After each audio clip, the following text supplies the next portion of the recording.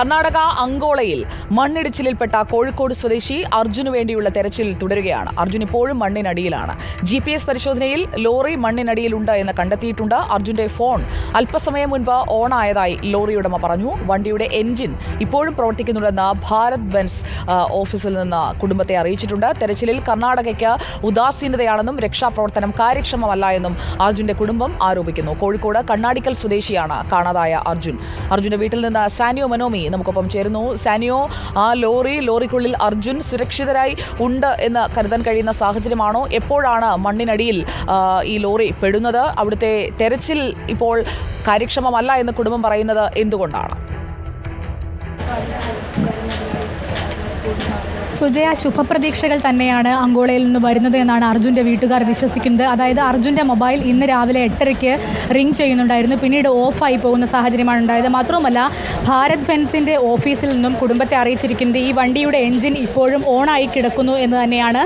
അത് വലിയ പ്രതീക്ഷ നൽകുന്നുണ്ട്. കാരണം പുതിയ വണ്ടിയാണ്, 1 വർഷം മാത്രം പഴക്കമുള്ള വണ്ടിയാണ്. അതുകൊണ്ട് തന്നെ പുതിയ ഫീച്ചേഴ്സൊക്കെ ഉണ്ട്. എന്തെങ്കിലും തരത്തിലുള്ള അപകടം പറ്റിയാൽ അപ്പോൾ തന്നെ ലോക്ക് ആവുന്ന ഒരു സിസ്റ്റമാണ് വണ്ടിയുടേതെന്ന് ഇന്നലെ വണ്ടിയുടെ ഉടമയും കൂടിയായ മനാഫ് പറഞ്ഞിരുന്നു.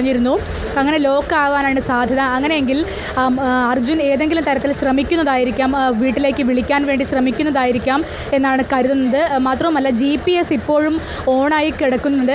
അത് കാണിക്കുന്നത് ഈ പുഴയ്ക്ക് അരികിലുള്ള റോഡിൽ തന്നെയാണ് GPS കാണിക്കുന്നത് എന്നതും പ്രധാനമാണ്. അർജുൻ്റെ സഹോദരി അഞ്ജു നമുക്കൊപ്പം ഉണ്ട്. ഇന്നലെ നമ്മൾ സംസാരിച്ചതാണ്. അപ്പോൾ എന്താണ് കൂടുതൽ കാര്യങ്ങൾ ഇന്ന് പറയാനുള്ളത്? ഇന്ന് ഭാരത് ബെൻസിൻ്റെ ഓഫീസിൽ നിന്ന് വിളിച്ചത് പറഞ്ഞതെന്ന് വെച്ചാൽ ഇന്നലെ രാത്രി വരെ എൻജിൻ ഓണാണ്. അതായത് നമുക്ക് ഇനിയും പ്രതീക്ഷിക്കാം, ആൾ അതിൻ്റെ ഉള്ളിലുണ്ടെങ്കിൽ നമുക്ക് തിരിച്ചു വരുന്നുള്ളൊരു പ്രതീക്ഷയുണ്ട്. ഇന്ന് രാവിലെ എൻ്റെ കസിൻ വിളിച്ചപ്പം ഒരു ഫുൾ റിങ് അടിച്ചു. ഇന്നലെ വൈഫ് വിളിച്ചിട്ടുണ്ടായിരുന്നു, പക്ഷേ ഞങ്ങൾ ആരും അത് അത്രത്തോളം വിശ്വസിച്ചിട്ടില്ല. കാരണം അവൾ ഇങ്ങനെ ഇടയിൽ വിളിക്കുമ്പോൾ ചേച്ചി ഓൺ ആയിട്ടുണ്ടെന്ന് പറഞ്ഞപ്പോൾ നമ്മളൊക്കെ വിളിച്ചപ്പോൾ ഫോൺ ഓഫാണ്. ഓക്കേടാ, നമുക്ക് കിട്ടും, അവൻ എവിടെ ഉണ്ടെന്ന് ഞങ്ങൾ സമാധാനിപ്പിച്ചു. പക്ഷേ ഇന്ന് രാവിലെ കസിൻ വിളിച്ചപ്പം 8 മണിക്ക് വിളിച്ചപ്പം ഫുൾ ഓൺ ആയിട്ടുണ്ട്, വീണ്ടും ഓഫായതാണ്. അപ്പോൾ നമുക്ക് റിങ് ചെയ്തിട്ടാണ് ഓഫായത്, കംപ്ലീറ്റ് റിങ് ചെയ്ത് ഓഫായത്. അതൊരു നല്ലൊരു പ്രതീക്ഷയാണ്. നമുക്ക് എത്രയും പെട്ടെന്ന് റെസ്ക്യൂ നടത്തുക, ആ വണ്ടി കണ്ടുപിടിക്കുക, വണ്ടിൻ്റെ ഉള്ളിൽ അവൻ ഉണ്ടെങ്കിൽ നമുക്ക് ഉറപ്പാണ് അവൻ സേഫ് ആണെന്നുള്ളത്. ഇന്നലെ നമ്മൾ MP സംസാരിക്കുന്ന ഒരു സാഹചര്യം ഉണ്ടായിരുന്നു. അതിൽ MP ഇടപെടുമെന്ന് പറഞ്ഞിരുന്നു. ഇന്നിപ്പോൾ DK ശിവകുമാർ നല്ല ഇടപെടൽ ഉണ്ടായിട്ടുണ്ട്. അതിൻ്റെ ഭാഗമായിട്ട് നമുക്ക് എവിടെ നിന്നൊക്കെയോ കോൾസും കാര്യങ്ങളൊക്കെ വരുന്നുണ്ട്.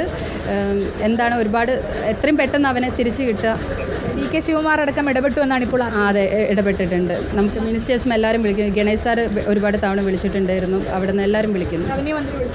റവന്യൂ മന്ത്രിയുടെ ഓഫീസിൽ നിന്ന് വിളിച്ചിട്ടുണ്ടായിരുന്നു നമ്മൾ. എന്തായാലും ശുഭപ്രതീക്ഷയാണ് നിൽക്കുന്നത്. എന്നാണ് അർജുൻ പോയിരുന്നത്? 8-ാം തീയതിയാണ് പോയത്. 8-ാം തീയതി പോയതാണ്. തിരിച്ചു വരുന്നത് 16-ാം തീയതി ഇങ്ങോട്ട് തിരിച്ചു വരികയാണ്. അന്ന് രാത്രി ഇവിടെ എത്തേണ്ടതാണ്. ഈ തടി കയറ്റി വന്ന ലോറി?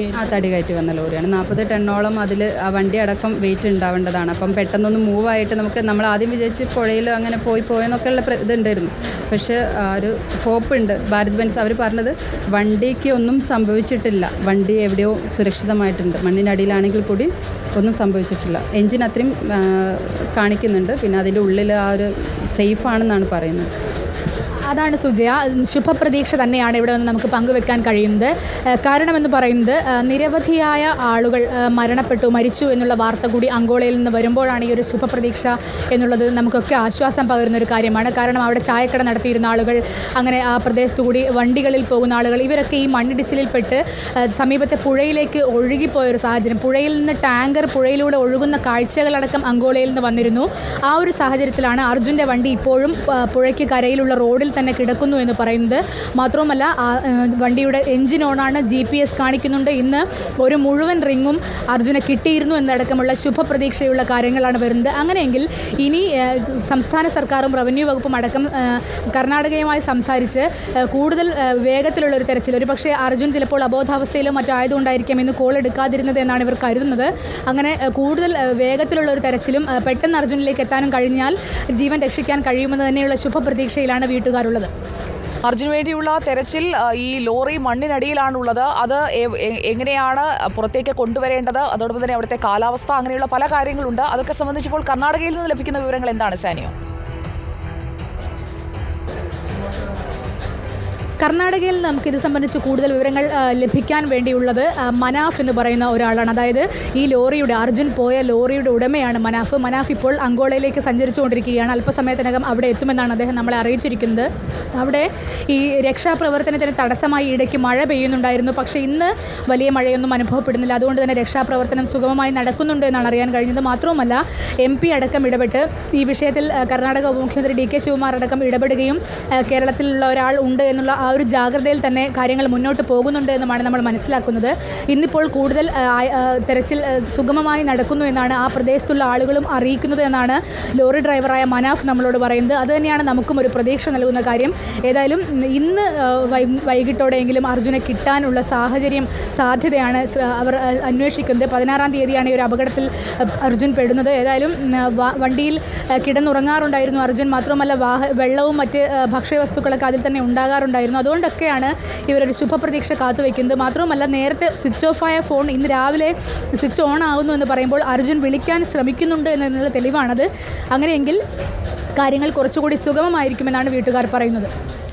ഓക്കെ, അർജുനെ കാണാതായിട്ട് ഇപ്പോൾ 4 ദിവസമാവുകയാണ്. വാഹനത്തിനുള്ളിലുള്ള സൗകര്യങ്ങൾ അത് ഉപയോഗിച്ച് അർജുൻ ജീവൻ പിടിച്ചു നിർത്തുന്നുണ്ട് എന്ന ശുഭപ്രതീക്ഷയോടെയാണ് തെരച്ചിൽ ഇപ്പോഴും തുടരുന്നത്. ഗതാഗത മന്ത്രി KB ഗണേഷ് കുമാറിന്റെ അടക്കം പ്രതികരണങ്ങൾ ഈ വിഷയത്തിൽ വരേണ്ടതുണ്ട്. കർണാടക ഗതാഗത മന്ത്രിയുമായി KB ഗണേഷ് കുമാർ സംസാരിക്കുകയാണെങ്കിൽ കുറച്ചുകൂടി വേഗത്തിൽ ഈ രക്ഷാപ്രവർത്തനം നടത്താൻ കഴിയും. KB ഗണേഷ് കുമാറിന്റെ പ്രതികരണത്തിലേക്കുമൊക്കെ നമുക്ക് വരാം. ഈ വിഷയത്തിൽ എന്താണ് സംസ്ഥാന സർക്കാർ ഇപ്പോൾ നടത്തിക്കൊണ്ടിരിക്കുന്ന ഇടപെടൽ?